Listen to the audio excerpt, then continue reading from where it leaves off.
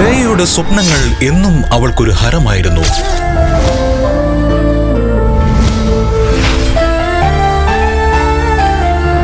എന്റെ സ്വപ്നത്തിലെ നായകൻ ആകാശാകാൻ കൊതിച്ചപ്പോ ഞാൻ കണ്ട സ്വപ്നത്തിന്റെ അഴക് വേറൊന്നായിരുന്നു.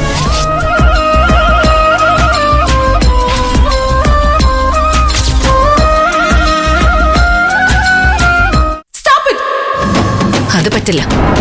എന്റെ സ്വപ്നത്തിലെ നായകൻ ആകാശ് തന്നെയായിരിക്കും.